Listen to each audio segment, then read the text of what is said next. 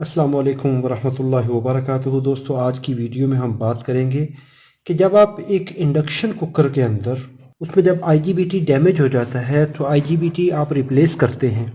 Replace करने के बाद वो आईजीबीटी थोड़ी देर बाद हीट अप होना शुरू हो जाता है या बहुत थोड़ा वक्त चलता है, उसके बाद वो ब्लास्ट हो जाता है, डैमेज हो जाता है। इसके हीट अप होने में, इसके डैमेज होने में कौन कौन सी चीज़ों का अमल दखल है और वो कौन से बेसिक पैरामीटर हैं जिनका हमें ख्याल रखना चाहिए ताकि आईजीबीटी डैमेज ना हो। क्योंकि आईजीबीटी एक कॉस्टली स्पेयर पार्ट है, महंगा स्पेयर पार्ट है। और साथ में हम इसकी वर्किंग प्रिंसिपल देखेंगे कि इंडक्शन कुकर के अंदर ये आईजीबीटी किस तरह से बिहेव करता है, कैसे काम करता है। जब हम इसकी किसी भी चीज़ की बेसिक जान लेते हैं कि उसका फंक्शन क्या है, तो फिर उसके बाद उसके अंदर आने वाली छोटी छोटी पेचीदगियाँ, जो छोटी छोटी दिक्कत होती है, छोटे छोटे मसाइल होते हैं, उनको हम आसानी से ट्रबल शूट कर सकते हैं।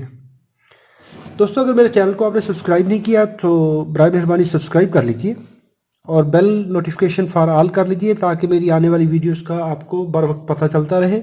ये देखिए, यहाँ पर कैपेसिटर है 310 वोल्ट चार्ज कर रहे हैं। ये स्मूथिंग कैपेसिटर है जिसको हम बल्क कैपेसिटर या मेन डीसी कैपेसिटर कहते हैं। इसको सप्लाई मिल रही होती है ब्रिज रेक्टिफायर से। एक एंड पे तो हम इसके पॉजिटिव वोल्टेज देते हैं, ब्रिज का पॉजिटिव, और ब्रिज का दूसरा एंड हम ग्राउंड कर देते हैं। यहाँ पे दो लाइनें एसी की आ रही होती हैं। अभी देखिए, ये कैपेसिटर को सप्लाई मिल गई और इसके एक एंड पे ये सीरीज रजिस्टर है। इसके बाद ये रेजोनेंट कॉइल है जिसको हम इंडक्शन कॉइल भी कहते हैं, जो कि हॉट प्लेट के बिल्कुल नीचे, जहाँ पे आप कुक टॉप रखते हैं, उसके नीचे जो सर्कुलर शेप में लगी होती है वो इंडक्शन कॉइल है। यहाँ पर वो लगी हुई है और इसके पैरेलल में पीसीबी के ऊपर, जो बोर्ड के ऊपर कैपेसिटर लगता है, ये वो वाला कैपेसिटर है। और इनके सीरीज में देखें तो यहाँ पर ये दो चीज़ें पैरेलल में आ रही हैं और ये एक चीज़ आ रही है, इसको हम कहते हैं आईजीबीटी। ये एक स्विचिंग डिवाइस है। यहाँ पर इसकी जो आईजीबीटी पीडब्ल्यूएम है, पल्स विड्थ मॉड्यूलेशन ड्राइव है, पीडब्ल्यूएम ड्राइव है, जो कि माइक्रो कंट्रोलर से या माइक्रो कंप्यूटर से आ रही होती है। यहाँ पर इसका गेट ड्राइव नेटवर्क इसको पल्सेस देता है। तो ये कैसे वर्क करता है, चले इसको भी देखते हैं। ये वीडियो बेसिकली बनाने का मकसद मेरे एक दोस्त की तरफ से, लेबनान में है, उनका यूट्यूब चैनल भी है, खालिद अताया के नाम से है, वो अरबी है। उन्होंने ये तस्वीरें भेजी हैं, साथ में ये उन्होंने इसकी इंडक्शन कुकर की, उन्होंने कहा जी ये मैंने आईजीबीटी लगाया है तो यहाँ पर आईजीबीटी जो है ये डैमेज हो गया। ये एक चीज़ हो गई। ये तस्वीरें उन्होंने साथ में भेजी हैं और साथ में उन्होंने लिखा है कि हाज़िर सुखान रकब तलाहु ट्रांजिस्टर अश्तगल यौम वाहद फ़कत वह तरक। उन्होंने कहा जी मैंने ट्रांजिस्टर जो है वो लगाया है इस सुखान के अंदर, अरबी में इसको सुखान कहते हैं। तो वो एक दिन चला है और उसके बाद गया। तो अभी इनकी ये ऑडियो नोट भी सुन लेते हैं। उन्होंने ये मैसेज भेजा है। अस्सलाम वालेकुम या सदीक़ी, هذه السخانة اليوم رجعت بعد يوم، اشتغلت يوم واحد عند صاحبها ورجعت. هلا ركبت لها ترانزستور جديد، شغلتها ثواني بس صار ترانزستور ساخن، فطفيتها وما شغلتها، رجعت. شو في احتمالات، شو في مصايب ممكن تكون؟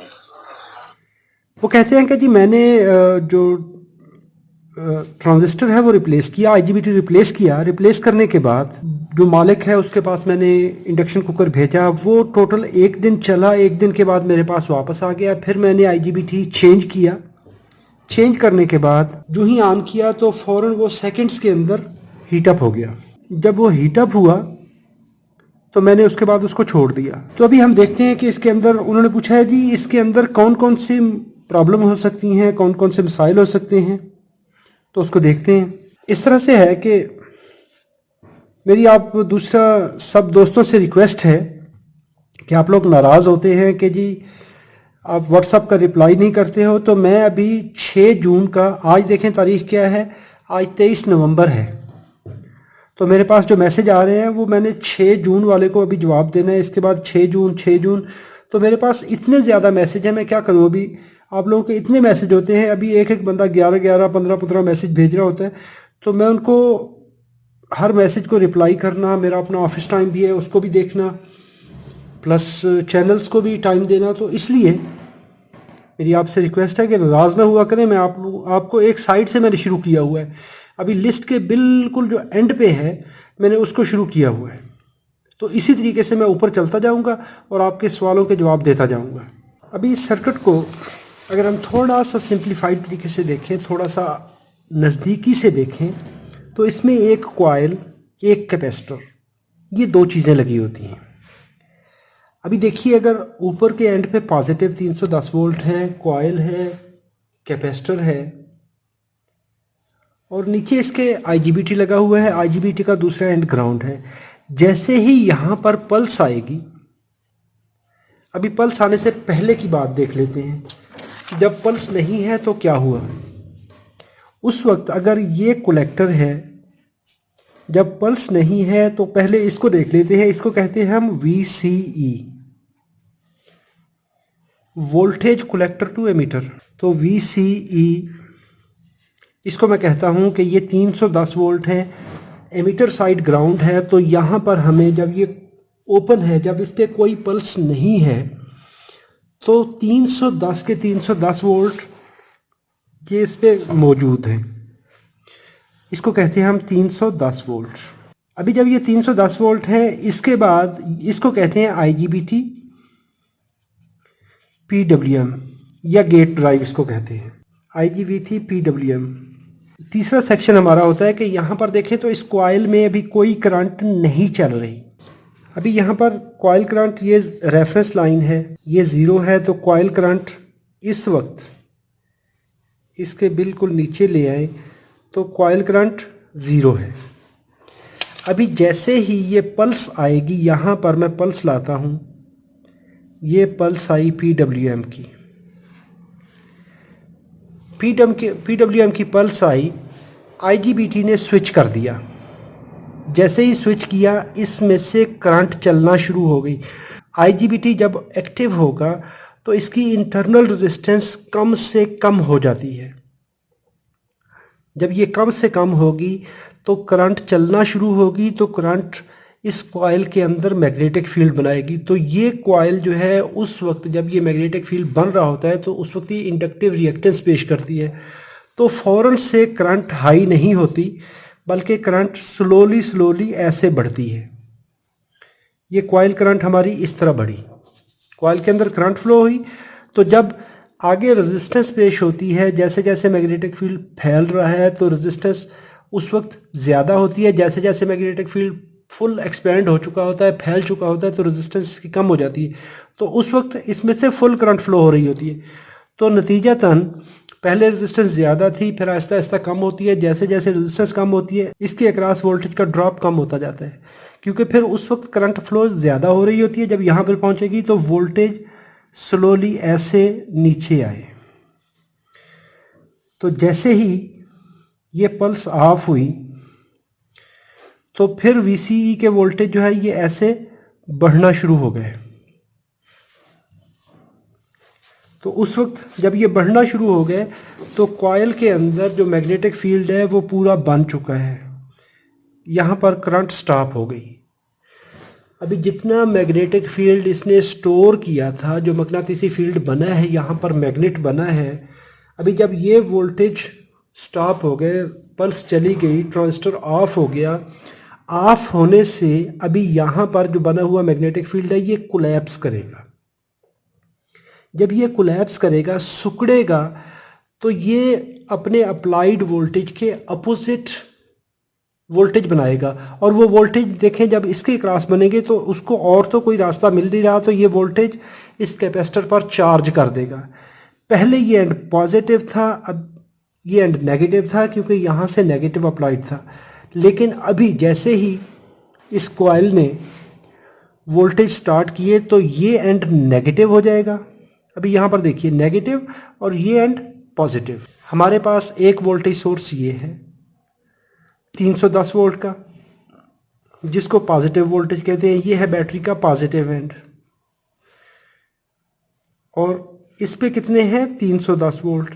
अभी एक दूसरी बैटरी, ये सेल जो कैपेसिटर ये भी एक सेल की तरह काम कर रहा होता है। तो ये एंड नेगेटिव और ये एंड पॉजिटिव जो कि कलेक्टर के साथ जुड़ा हुआ है। और इसके नीचे देखें तो ये IGBT है। तो IGBT के कलेक्टर पे अभी कितने वोल्ट हो गए, यहाँ पर देखें तो अगर इस तरह करके ये सर्किट बन गया, क्योंकि ये ग्राउंड हमने ये ग्राउंड जो है ये यहाँ पे कनेक्ट किया हुआ है। तो अभी इस सूरत में इसके IGBT के कलेक्टर पे जो वोल्टेज का स्ट्रेस आएगा वो कितना 300 वोल्ट ये था, ये पॉजिटिव, ये नेगेटिव, ये पॉजिटिव। तो ये देखिए यहाँ पर ये नेगेटिव इस साइड पे अप्लाइड है। अभी ये तो ओपन है, लेकिन अभी वोल्टेज जो है 310 ये थे, तो 310 के करीब ये वोल्टेज हो जाएंगे, तो 620 वोल्ट का स्ट्रेस बन जाएगा। तो इस तरह से ये वोल्टेज ऊपर चले जाएंगे। अभी देखिए इस बेचारे ने स्विचिंग की थी IGBT ने, और जैसे ही स्विचिंग करके ये इसने अपनी पल्स ऑफ की, गेट ऑफ किया, तो इस पे जो वोल्टेज का स्ट्रेस है वो डबल हो गया। अभी जैसे ही ये कैपेसिटर चार्ज हुआ तो इसने डिस्चार्ज भी होना है, क्योंकि इसको और तो कोई रास्ता मिल नहीं रहा। तो उस वक्त कॉयल हमारी डिस्चार्ज हो चुकी होती है। तो नतीजतन क्या होता है कि ये इसके अंदर फिर से करंट फ्लो करवा देगा।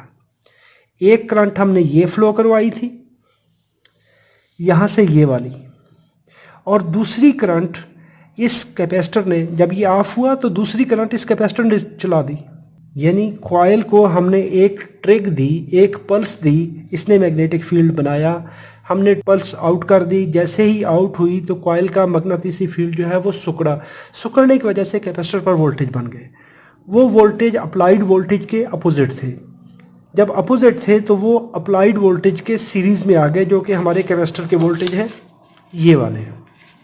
ये एंड पॉजिटिव था, अभी इस कैपेसिटर का ये एंड नेगेटिव हो जाएगा, ये एंड पॉजिटिव हो जाएगा। तो ये दो बैटरी सीरीज़ में आकर इस पर स्ट्रेस डालेंगी, इस पर दबाव डालेंगी। और ये वोल्टेज का दबाव क्या होता है कि जैसे ही हम इसको गेट से सिग्नल तो ऑफ कर देते हैं, लेकिन क्योंकि वोल्टेज का प्रेशर बढ़ चुका होता है, तो जितने वोल्टेज ज़्यादा होते हैं, अब ये रेजिस्टेंस इसकी आहिस्ता आहिस्ता कम होती है, उसको फॉल टाइम कहते हैं। जैसे ही वो कम होना शुरू हुई, साथ में क्या हुआ कि वोल्टेज बढ़ना शुरू हो गए। तो नतीजतन क्या होता है कि उस वक्त इस IGBT के अंदर ज़बरदस्ती करंट चलती है वोल्टेज स्ट्रेस की वजह से, और साथ में इस कैपेसिटर की वजह से। ये जो कैपेसिटर ने अपना काम दिखा दिया है, इसने इस कॉइल के अंदर करंट चला दी है, तो ये करंट नेगेटिव स्विंग इस तरह आ गया। अभी हमारे पास ये एक काम आ गया, एक पल्स दी, मैग्नेटिक फील्ड बना, सुकड़ा, चार्ज हुआ, कैपेसिटर ने कॉइल में डिस्चार्ज किया, नेगेटिव स्विंग की करंट आ गई। जब ये सारा काम हुआ, अभी यहाँ पर एक और बड़ी मज़े की बात होने वाली है। अभी आपने अगर पंखुड़ा देखा होगा, झूला देखा होगा, जो बचपन में हम झूलते थे, तो जैसे ही हम उसके ऊपर बैठ के, रस्सा बांधा हुआ है दरख्त के साथ, तो जैसे ही हम उसके ऊपर बैठ के तो इस तरह से झूला लेते हैं। अब ये देखिए यहाँ से हमने स्विंग लिया, झूला लिया, तो यहाँ तक पहुँचे, और ये इनर्शिया की वजह से यहाँ तक पहुँच गए। फिर हम ये वापस आ रहे हैं, हमने एक झूला दिया ये वाला, और इस झूले की वजह से मैग्नेटिक फील्ड बना था, बन के सुकड़ा था, और ये हमारी नेगेटिव करंट ये चली। और ये देखें ये कौन सी करंट है कि जब आपने ज़ीरो तक पहुँचे थे, जितना झूला यहाँ तक गए थे, पीछे लेके गए थे, और यहाँ तक आके ज़ीरो पे पहुँचे, तो अभी ये अपने ज़ोर की वजह से ये आगे जा रहा था। जैसे ही अभी ये वापस ज़ीरो एंगल पे आएगा, यानी एक आपने ये इस तरह से झूला लिया पूरा, और फिर ये यहाँ तक आया, ये स्विंग लेके अपना वापस 360 डिग्री का चक्कर लेके वापस उसी जगह पे आ गया जहाँ से आपने झूला शुरू किया था। अगर कोई भी बंदा अब अगर इसको थोड़ा सा पुश कर देगा, थोड़ा सा झटका और देगा, धक्का और देगा, तो ये झूलता रहेगा ऐसे ही। लेकिन अगर कोई भी बंदा, अब ये झूला जब ये रास्ते में है, अभी ये यहाँ से पीछे आ रहा है, और इस जगह पर मैं इसको धक्का देने की कोशिश करूँगा, तो क्या है कि या तो मैं टकराऊँगा, या जो झूले पे बैठा है तो वो बंदा गिरेगा। हमें करना क्या है कि जब ये ज़ीरो एंगल पे, ज़ीरो, इसकी फोर्स ज़ीरो हो चुके, तो उस वक्त हम इसको धक्का देंगे। इसको कहते हैं ज़ीरो डिटेक्शन। इसके अंदर जब कॉइल की करंट ज़ीरो हो जाए उस वक्त नई पल्स आनी चाहिए यहाँ पर। तो जब ये दोबारा पल्स आएगी ये वाली, तो उस वक्त क्या करेगा, ये देखें जो स्ट्रेस बना हुआ था ये वोल्टेज का 620 वोल्ट का, अभी ये दोबारा से इस तरह से ये डाउन होगा, उतनी देर डाउन रहेगा और इस वक्त अभी कॉइल करंट जो है ये फिर बढ़ना शुरू हो जाएगी। जैसे ही पल्स ऑफ हुई फिर ये अपनी पल्स इस तरह नीचे चलना शुरू हो जाएगी। तो ये इस तरह कॉइल के अंदर करंट बनती रहेगी, चलती रहेगी। अभी ये चीज़ें हमें देखने वाली हैं। इसमें जो पॉइंट समझने वाला है, एक तो ये चीज़ कि इसके अंदर हम रेजोनेंट मैग्नेटिक फील्ड यूज़ करते हैं, रेजोनेंस इस्तेमाल करते हैं। रेजोनेंस क्या होती है कि कॉइल को आप कैपेसिटर में डिस्चार्ज करते हैं, कैपेसिटर कॉइल में डिस्चार्ज होता है, तो एक दूसरे के साथ मिलकर ये ऑसिलेशन करते हैं, रेजोनेंट फ्रीक्वेंसी बनाते हैं, ट्यून्ड नेटवर्क बनाते हैं। तो ये ट्यूनिंग इसकी जो है ये बहुत ही कॉम्प्लिकेटेड सब्जेक्ट है कि इनकी दोनों की आपस में मैचिंग वाली वैल्यू होनी चाहिए। अभी कॉइल है, कॉइल का क्या ख़राब होना, तार का पीस ही है, टुकड़ा है, लेकिन यहाँ पर ये जो कैपेसिटर है, अभी हम चलते हैं इसके प्रॉब्लम की तरफ। तो ये कैपेसिटर है, इसकी वैल्यू हमें पता है कि टाइम टू टाइम चेंज होती रहती है। इसका डाई इलेक्ट्रिक, इसका इलेक्ट्रोड और इसके मटेरियल जो है ये डिग्रेड होता रहता है। तो कैपेसिटर की ESR वैल्यू चेंज होती रहती है। अगर कैपेसिटर की वैल्यू चेंज होकर डाउन हो जाए तो इसका ये नेटवर्क जो है ये ट्यूनिंग प्रॉपर नहीं करेगा। ये इस तरह से ये रेजोनेंट सर्किट नहीं बनाएगा। जो स्विंग बननी है, अगर इसके अंदर ये कैपेसिटर की वैल्यू कम हो जाए तो हो सकता है कि ये जो स्टोर इसने चार्ज करना है ये प्रॉपर चार्ज नहीं किया और ये इस तरह से होना शुरू हो जाए, तो उस वक्त भी IGBT को ज़्यादा जोर लगाना पड़ेगा वोल्टेज पूरे करने के लिए। एक चीज़ आ गई, IGBT डैमेज हो गया।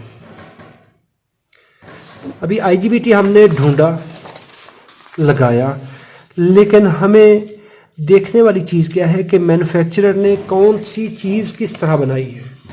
एक IGBT इस तरह का है जिसके अंदर प्रोटेक्शन डायोड नहीं है, और एक दूसरा है जिसके अंदर सेफ्टी डायोड लगा हुआ है। कहीं ऐसा तो नहीं है कि जो टोपोलॉजी हम यूज़ कर रहे हैं वहाँ पर ओरिजिनल के अंदर डायोड वाला नहीं था। हमने एक IGBT लाया, अभी देखें 30 एंड 120, 30N120 और 30N120D1, दोनों में फ़र्क क्या हो गया कि जो 120 है सिंपल है, उसके अंदर डायोड नहीं है, इसके अंदर डायोड है। अगर हमने उसको देखा नहीं, D1 भी साथ लिखा हुआ है, तो अगर हमने ये लगा दिया इसकी जगह पे, ये तो रेजोनेंट मैग्नेटिक फील्ड को इस्तेमाल करने देगा, बनने देगा, लेकिन अगर ये लगा देंगे तो ये जैसे ही रिवर्स वोल्टेज बनेंगे, ये वाले स्विंग बनेगी, तो ये फ़ौरन से उसको डिस्चार्ज करवा देगा। इस सूरत में भी हमारा IGBT प्रॉपर वर्क नहीं करेगा। पहली कंडीशन ये आ गई। और दूसरे अभी इसके अंदर और जो मसाइल हैं वो अब ये देखते हैं। इसके अंदर काफ़ी सारे इफ़ेक्ट्स हैं, काफ़ी सारी जो हकीकतें हैं उनको हम देखते हैं। पहली चीज़ है मटेरियल फेलियर। मटेरियल फेलियर के अंदर अभी काफ़ी पॉइंट्स आ जाते हैं। एक तो चीज़ ये है कि हमने जो आइटम ख़रीदा, हम गए एक स्टोर पे, क्योंकि जो रिपेयर मैन होते हैं, जो मरम्मत करने वाले होते हैं, उनके पास IGBT बहुत कम मिकदार में होते हैं, स्पेयर पार्ट्स नहीं होते हैं, तो वो लाजमी बात है कि स्पेयर पार्ट्स स्टोर पे जाएगा। स्पेयर पार्ट स्टोर वाले अक्सर बेशतर क्या करते हैं कि सबसे नाकिस मटीरियल, क्योंकि हर बंदा कमाई के चक्कर में होता है, वो ये नहीं देखता है कि जनाब किसी का नुकसान हो, कोई मसला नहीं, उसकी अपनी बचत होनी चाहिए। एक मिसाल है कि हमारे लोगों का हाल ये है, हम पंजाबी में कहते हैं, मैं पंजाबी में बोलूँगा कि असी पाइया गोश्त की खातर दूसरे दी मज मार देने हैं, कि हमने एक पाव गोश्त लेना होता है, तो एक पाव गोश्त के लिए हम अगले की पूरी भैंस जो है वो ज़िबा कर देते हैं कि ठीक है जी उसकी भैंस जाती रहे, लेकिन मेरा एक पाव गोश्त जो है वो मिलना चाहिए। अभी उस IGBT में उस जो शॉपकीपर है, जो स्पेयर वाला है, उसके हो सकता है 10 रुपये बच रहे हों, लेकिन वो 1000 रुपये का IGBT आप लेके आ रहे हैं, 1000 रुपया जो है आपने लगाया है, मैकेनिक ने वो रिपेयर के लिए लगा दिया, उसके 10 रुपये उसने अपने बचा लिए, 100 रुपये बचा लिया, लेकिन अगले बंदे का 1000 रुपया चला गया। वो 1000 रुपया या तो मैकेनिक को पड़ा तो या मालिक को पड़ा। अगर मालिक को पड़ा तो मालिक दोबारा उस मैकेनिक के पास नहीं आएगा। प्रॉब्लम कहाँ से आई कि जो स्पेयर पार्ट सप्लायर है उसने नाकस मटेरियल लाकर आपको सप्लाई किया, आपने पकड़ा, लगाया, डैमेज हुआ, रोटेशन आप पे आ गई कि जी ये मैकेनिक अच्छा नहीं है। लेकिन प्रॉब्लम क्या है कि मटेरियल फेलियर है, और ये उस शॉपकीपर की भी गलती नहीं है। शॉपकीपर को तो जो उसने पीछे से परचेज़ किया, जो सप्लायर हैं, ये एक पूरी चेन है जहाँ पे खराबी आती है। बाज़ औक़ात जब हम प्रैक्टिकल लाइफ में देखते हैं तो वो बेसिकली IGBT होता ही नहीं है, लेकिन उस पर IGBT का ठप्पा लगाकर, नंबर लगाकर आपको IGBT सेल कर दिया। यानी उसमें IGBT के अगर आप टेस्ट करें तो वो IGBT के स्पेसिफिकेशन ही उसमें नहीं आते। वो हो सकता है कि मॉसफेट की उसी बनावट का मॉसफेट लिया, उसके ऊपर ही उन्होंने एक नंबर पंच किया, आपको दे दिया। प्लास्टिक है, प्लास्टिक बेचारी कौन सा कहेगी कि ठीक है जी ये नंबर गलत लगा रहे हैं। जो नंबर भी लगा वो आपको मिल गया। एक तो आ गया मटेरियल फेलियर, ये सबसे बड़ा दर्द सर है। यानी इस सर दर्द से हम छुटकारा पाने के लिए हमें बहुत ज़्यादा जो है वो पापड़ बेलने पड़ते हैं, और उस सूरत में ये कंपोनेंट की कास्ट बढ़ जाती है। पहला प्रॉब्लम। दूसरा प्रॉब्लम, अभी इसके अंदर ह्यूमन फैक्टर बहुत आते हैं कि जो रिपेयर करते वक्त अगर आप IGBT को रिप्लेस करते हैं उस वक्त आप पे कितने चीज़ें असरअंदाज होती हैं या आपका अमल दखल कितना है। पहला ह्यूमन फैक्टर के अंदर जो आता है कि अगर आप एक रिप्लेसमेंट लेते हैं, आपने क्या उसको प्रॉपरली चेक किया। जब आप रिप्लेसमेंट लेते हैं या आपको वो नंबर नहीं मिल रहा, आप उसका मुतबादल ढूंढते हैं। वो लगा हुआ था 1000 वोल्ट वाला, आपने लगा दिया 1200 वोल्ट वाला। क्या आपने उसकी जो टेक्नोलॉजी है वो चेक की है? ये पहला फैक्टर आ गया। दूसरा फैक्टर आ गया कि आपने उसके वोल्टेज देखे। तीसरा फैक्टर आ गया कि उसकी करंट कितनी है। इससे आगे आता है VCE सैचुरेशन। ये वाला फैक्टर जो है voltage collector to emitter saturation, ये आपने ओरिजिनल के कितने थे, जो आप लेके लगा रहे हैं वो कितने हैं। ये चीज़ें, जो पहला फैक्टर है वो VCE सैचुरेशन का है। ये क्या होता है? VCE सैचुरेशन ये होती है कि जब आपने यहाँ पर इसको स्विच करवाया तो इसने कितनी करंट फ्लो करवाई। इसकी जब ऑन होगा, सैचुरेट होगा, जब ये मुकम्मल करंट को फ्लो करवाएगा तो इसकी अपनी इंटरनल रेजिस्टेंस कितनी होगी। तो हमें पता है कि V is equal to I into R होता है। करंट कितनी है, रेजिस्टेंस कितनी है। कि हम कहते हैं कि जी ये बिलफर्ज 50 एम्पेयर का है IGBT, और हम कहते हैं कि जब ये ऑन होता है IGBT तो इसकी जो जंक्शन रेजिस्टेंस है वो 40 मिली ओम होती है। एक मिसाल देता हूँ, तो 0.04 ओम आ जाएगी। तो V इज इक्वल टू होता है IR। I कितनी है, 50 एम्पेयर, और ये इसकी रेजिस्टेंस आ गई। तो हम कहते हैं ये 2 वोल्ट ड्रॉप करेगा।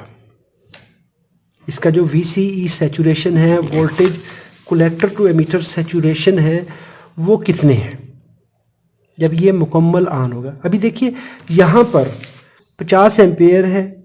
P इज इक्वल टू होता है I स्क्वेयर R। तो I है 50 और 0.4, तो हम इसको 50 मल्टीप्लाई बाई 50 मल्टीप्लाइड बाई 0.04, तो ये 100 वाट पावर डेसिपेट करेगा। 50 स्क्वेयर 0.04, 100 वाट ये करेगा ड्रॉप। अभी अगर हम कोई ऐसा एक IGBT ले लेते हैं जिसकी ये रेजिस्टेंस ज़्यादा है, अभी यहाँ पर तो मैं रेजिस्टेंस की बात कर रहा हूँ, एक्चुअली ये VCE सैचुरेशन की बात हो रही होती है। इसी से ही पावर कैलकुलेट होती है कि वो कितनी पावर डेसिपेट करेगा। ये उसके टैब के अंदर भी लिखी हुई होती है कि ये इतने वाट। अभी यहाँ पर देख लें तो यहाँ पर इस पर लिखी होती है कि IGBT की पावर डेसिपेशन 300 वाट है, और ये 2.9 वोल्ट इसके VCE सैचुरेशन है। ये चीज़ें हमें देखने वाली होती हैं। कि ये इतनी पावर डिसिपेट करेगा फुल करंट के ऊपर। अगर आप जो ओरिजिनल था वो 100 वाट वाला था, आप कोई ऐसा ले लेते हैं जिसकी जंक्शन रेजिस्टेंस ज़्यादा है। जब वो रेजिस्टेंस ज़्यादा होगी तो उसकी पावर डिसिपेशन ऑटोमेटिकली ज़्यादा हो जाएगी, क्योंकि ये मल्टीप्लाई होगा। तो अगर मैं इसको आसान लफ्ज़ों में कहता हूँ कि आप 0.04 की बजाय 0.06 वाला ले आते हैं तो वो 150 वाट पावर डिसिपेट करेगा। अगर आप उसको 0.9 कर लेते हैं तो 225 वाट हो जाएगा। ओरिजिनल था 100 वाट वाला, तो आपने जो सिलेक्ट किया वो ज़्यादा रेजिस्टेंस वाला, तो ये 225 वाट पावर डिसिपेट करेगा, तो ये बहुत ज़्यादा हीटअप होगा। तो हमें ये VCE सैचुरेशन जो है ये देखने हैं। पहली चीज़ आ गई कि आया हम उसको सही तरीके से सिलेक्ट कर रहे हैं या नहीं कर रहे हैं। फिर दूसरा होता है राइज टाइम, फॉल टाइम, कि जब आप उसके इनपुट के ऊपर पल्स अप्लाई करते हैं तो जब ये कलेक्टर से एमीटर की तरफ, इसको वैसे तो डायरेक्टली करंट इस तरह फ्लो हो जानी चाहिए, लेकिन वो उसके मटेरियल में लिखा होता है कि ये इतना राइज टाइम है, इतने माइक्रोसेकंड का टाइम देने के बाद इसकी जो जंक्शन रेजिस्टेंस है ये फुल करंट अलाउ करेगी। तो ये इसका अपने मटेरियल के अंदर ये चीज़ भी होती है। ये इंडक्टिव लोड के ऊपर कितने नैनोसेकंड में जाएगा और कितनी ये एनर्जी उसमें से डिस्चार्ज करेगा, ये सारी चीज़ें यहाँ पर आ जाती हैं। तो इसका राइज टाइम, फॉल टाइम कितना है ये हमने देखना है, और कितनी देर में। अभी इससे ज़्यादा जो होता है वो फॉल टाइम होता है कि जब आपने पल्स रिमूव की इससे, तो जो आप कंपोनेंट लगा रहे हैं वो कितनी देर में ऑफ करेगा, जंक्शन उसका चैनल कितनी देर में ऑफ होगा। क्यों कि उस वक्त जो वोल्टेज है और स्ट्रेस बढ़ चुका है, वोल्टेज की वैल्यू डबल हो चुकी होती है, उसकी वजह से अगर वो देर में ऑफ होगा तो वो भी ज़्यादा पावर डिसिपेट करेगा। तीसरी होती है क्वालिटी फैक्टर, कंपोनेंट की क्वालिटी की क्या है। ये भी वो पहली चीज़ में आ जाती है कि सप्लायर ने कौन सी क्वालिटी दी है आपको। इसके बाद आती है कि आया रिकवरी डायोड उसमें था या नहीं था। जो आपने ओरिजिनल कंपोनेंट लगा हुआ है उसके अंदर रिकवरी डायोड था जो आप सिलेक्ट कर रहे हैं, क्या आप उसकी जगह पे ऐसा तो नहीं कर रहे कि ये चांस है कहीं ये तो नहीं आप कर रहे कि जी ये होना चाहिए था, ये लगा दिया है तो ये प्रॉब्लम करेगा, अगर ये होना चाहिए था ये लगा रहे हैं तो प्रॉब्लम करेगा। इससे बात आगे आती है जब आपने डीसोल्डर किया, कंपोनेंट को रिमूव किया, क्या आपने क्लीनिंग की है पीसीबी की। जब आपने कंपोनेंट को डीसोल्डर किया, उसमें से सोल्डर को रिमूव किया, तो उसको अच्छे तरीके से साफ़ करें, अल्कोहल यूज़ करें, स्पिरिट यूज़ करें, कॉन्टैक्ट क्लीनर यूज़ करें, ताकि उसके अंदर जितने भी जब आप हीटअप करते हैं तो वहाँ पर ऑक्साइड बिल्ड होते हैं, तो उसके अंदर किसी किस्म की carbon, dust, rust plus conformal coating जो वार्निश वगैरह अप्लाई की होती है, वो कोई ऐसी चीज़ वहाँ पे नहीं होनी चाहिए। क्यों? क्योंकि जो IGBT है ये बहुत ज़्यादा करंट वाला कंपोनेंट है, हाई करंट डिवाइस है, तो इसके लिए अगर ज़रा से भी रेजिस्टेंस मिली ओम में, यहाँ पर देखें हमने मिली ओम में बात की है, तो 1 ओम का 1000वां हिस्सा अगर वो भी थोड़ा सा देंगे आप ज़्यादा, तो वहाँ पर उसकी जो पावर डिसिपेशन है वो बढ़ जाएगी, उसके कंडक्शन में जो है वो प्रॉपर मैच्योरिटी नहीं आएगी। फिर इसके बाद है सोल्डरिंग। जो आप कली यूज़ कर रहे हैं, जो आप सोल्डर वायर यूज़ कर रहे हैं, वो कौन सी कर रहे हैं। अगर आप उसकी जगह पे लो क्वालिटी यानी किसी अच्छी ब्रांड का सोल्डर यूज़ नहीं कर रहे, तो यहाँ पर ये भी रेजिस्टेंस बढ़ाती है। आप कोशिश करिए कि 60% टिन यूज़ कीजिए, 40% लेड होगा, फ्लक्स कोर वाला सोल्डर यूज़ करिए। तो ये ब्रांड किसी अच्छे मैन्युफैक्चरर में बहुत ज़्यादा टॉप क्वालिटी है, मैं डिस्क्रिप्शन में इसका लिख दूंगा कि कौन कौन से आप यूज़ कर सकते हैं। अच्छा सोल्डर एक ही दफ़ा ले लीजिए, महंगा होगा लेकिन वो आपकी रिपेयर क्वालिटी में बेहतरी लाएगा। इसके बाद आती है बारी हीट सिंक की। हीट सिंक के अंदर कुछ चीज़ें देखने वाली हैं। हीट सिंक मैंने लिख दिया, हीट सिंक। तो हीट सिंक जब आप यूज़ करते हैं तो वहाँ पर क्या आपने कंपाउंड यूज़ किया?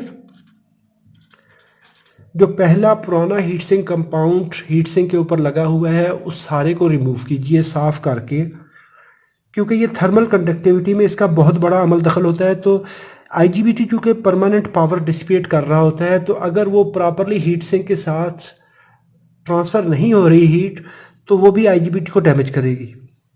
पुराना हीट सिंक के ऊपर जितना भी है कंपाउंड उतारिए, नया अच्छी क्वालिटी का हीट सिंक कंपाउंड लगाइए और प्लेन कर दीजिए। बहुत ज़्यादा भी ना लगाइए, बहुत थोड़ा भी ना लगाइए। इसके बाद उसको प्रॉपरली टाइट कीजिए, यानी उसमें लूजनेस नहीं होनी चाहिए। इसके बाद आता है कि वहाँ पे एयर फ्लो होना चाहिए। उसका कूलिंग फ़ैन चेक करिए, कूलिंग फ़ैन उसकी प्रॉपर जो है वो वेंटिलेशन करनी चाहिए, आया उसका सर्किट तो नहीं स्टॉप। इसके बाद हीट सिंक का जो टेम्परेचर सेंसर है उसको प्रॉपर चेक करिए कि वो ठीक प्रॉपरली वर्क कर रहा है। कहीं ऐसा तो नहीं है कि उसका आपने लगाते वक्त कनेक्शन जो है वो उतार दिया, अगर वो प्रॉपर वर्क नहीं करेगा तो उस वक्त भी हमारा जो सिस्टम है वो प्रॉब्लम उसमें आएंगी। इसके बाद आती है गेट चार्जिंग डिस्चार्जिंग कंपोनेंट की। ये एक बड़ा फीचर है गेट ड्राइव। ये कैसे होता है? जो ओरिजिनल IGBT जो मैन्युफैक्चरर ने लगाया वो एक बहुत नपा तुला होता है, बहुत बड़ी कैलकुलेशन के बाद होता है। उसमें लिखा है उसने कि जी इसकी इतनी कैपेसिटेंस है, इसके गेट से सोर्स, इसके गेट से एमीटर की तरफ 1650 पिकोफैरेड है। आपने एक ऐसा पकड़ा IGBT जिसकी 2350 है। अभी ये कैपेसिटेंस जो है ये IGBT की कंडक्शन के अंदर सबसे बहुत अहमियत की हामिल है। इसी से IGBT ऑन भी होता है, ऑफ भी होता है। ये वाला, ये इसके इंटरनल कैपेसिटेंस है। ये प्रोडक्ट क्वालिटी पे डिपेंड करता है। तो कोशिश करिए, एक तो ये है कि अगर आपको ओरिजिनल ब्रांड का मिलता है कंपोनेंट तो वो यूज़ कीजिए, अगर नहीं है तो इसकी कैपेसिटेंस का ये फीचर जो है ये लाजमी देखिए कि जो इसकी कैपेसिटेंस है, गेट कैपेसिटेंस है, वो प्रॉपर होनी चाहिए। अगर नहीं है, अगर कैपेसिटेंस आपको दूसरा मिल रहा है तो फिर इसके गेट कैपेसिटेंस के जो कंपोनेंट हैं, गेट ड्राइव के कंपोनेंट हैं, उनको रीअसेस करिए। ये क्योंकि इसमें अंदाज़ा नहीं चलता कि ठीक है जी पहले 20 ओम की रेजिस्टेंस थी, अभी 21 की लगा देता हूँ, या 30 ओम की लगा देते हैं। एक होता है तुक्का लगाना, एक होता है कैलकुलेटेड चीज़ें। जो भी प्रोडक्ट आप यूज़ कर रहे हैं, अगर वो किसी अच्छे मैन्युफैक्चरर से है तो उसकी डाटा शीट हमेशा देखिए। डाटा शीट में जब उसके पैरामीटर्स देखते हैं तो फिर आप उसको प्रॉपरली कैलकुलेट कर सकते हैं, उसकी गेट ड्राइव के कंपोनेंट लगा सकते हैं। ये वो फीचर्स हैं जिनको हम देखते हुए बड़ी आसानी से एक चीज़ रिपेयर कर सकते हैं, उसको रिप्लेस कर सकते हैं, उसकी प्रॉपर परफॉर्मेंस जो है वो ले सकते हैं। दोस्तों उम्मीद करता हूँ ये वीडियो आपके लिए मालूमाती है। अगर मालूमाती है तो इसको लाइक कर लीजिए। अगर आपका किसी किस्म का सवाल हो कमेंट बॉक्स में लिखिए, मुझे आपकी राय का इंतज़ार रहेगा। अपना बहुत सारा ख्याल रखिए। अस्सलामु अलैकुम वरहमतुल्लाहि वबरकातुहू।